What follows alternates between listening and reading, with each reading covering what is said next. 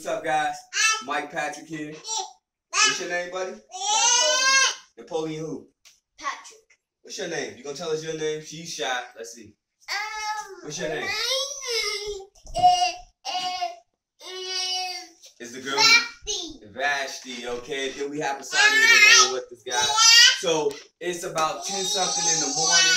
So this video is going to be about the importance of having a glass of water or two first thing in the morning.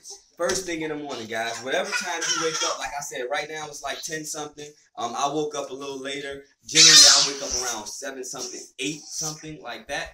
But I went to sleep probably like 2 o'clock in the morning, so I woke up a little later. And the importance of rest, and I wouldn't recommend going to sleep that late. But you know, every now and then you gotta do what you have to do.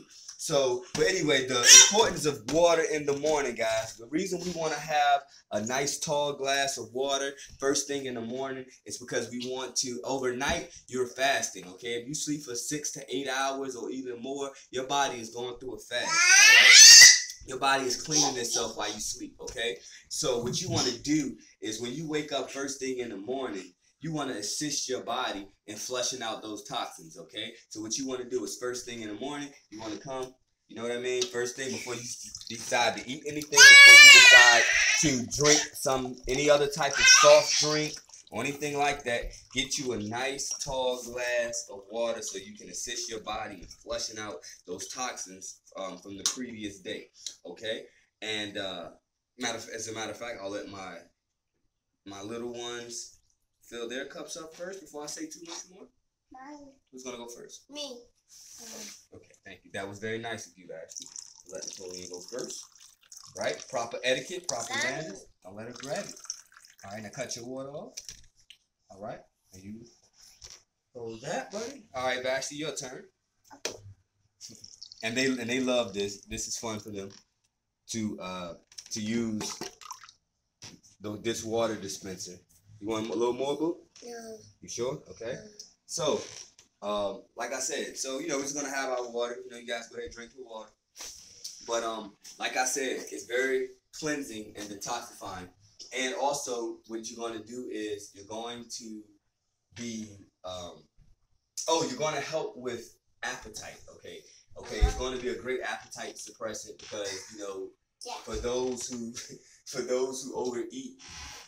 You know, healthy things. Right. I let Daddy finish, buddy. So for those who overeat, a lot of times we know that when you drink a glass of water, that helps with that helps trigger your brain so you can know whether you really are hungry and your body really needs something to eat, or whether you're just craving or you know something that you don't really need, and that's how we take in those excess calories. So if we just have a glass of water, not necessarily just in the morning, this is something you can do throughout the day. Before you think you're hungry, before you grab that bag of chips, before you grab that cake, that donut, that whatever, that you know, that hot dog, anything like that, go ahead and have you a glass of water first, and see if you still want that or if you still have to have it. You see what I mean? So that's very important.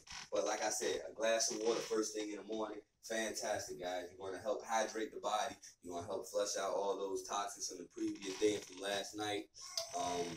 You know, and you're practicing a healthy habit, right? A healthy habit for a healthy lifestyle. Right, buddy? Anything you want to add, you want to say? As a matter of fact, and with your kids, the reason I had the kids in here doing this because this is something that I try to implement with them. Everything that I do, from a health standpoint, I try to incorporate my kids when I do it so they can practice healthy habits early on.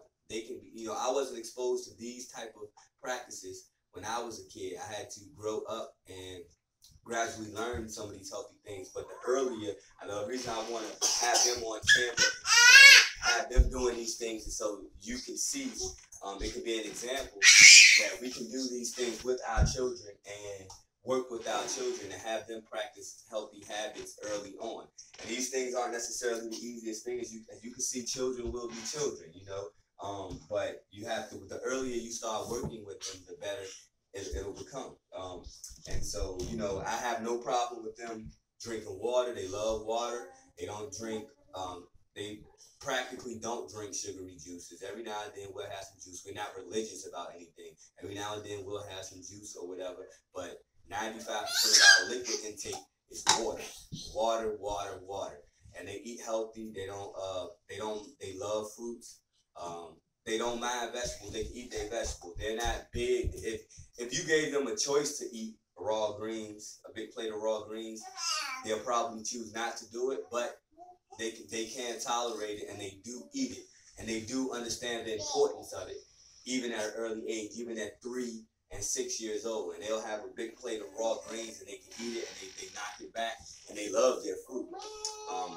So these things are all about us making sure that we implement these things into our children's lives early. So even if it's a little rough early on, it gets better as they grow, as they mature, okay, and they go on over time. These healthy practices will stick, okay, and they will become a part of their life. And then when they're a certain age, they don't have to start from a bad point or a certain point and have to work their way towards getting better. They'll already be better, and that's what it's all about, right? That's what generations are about. We're supposed to be trying to get better, okay? So we know we have, for one, we have to identify what we may have done wrong in the beginning of our lives, or what may have been taught to us that wasn't the most conducive things. And we as parents, we all do the best we can, and we learn as parents. Our children are constantly teaching us, right? But what we do is we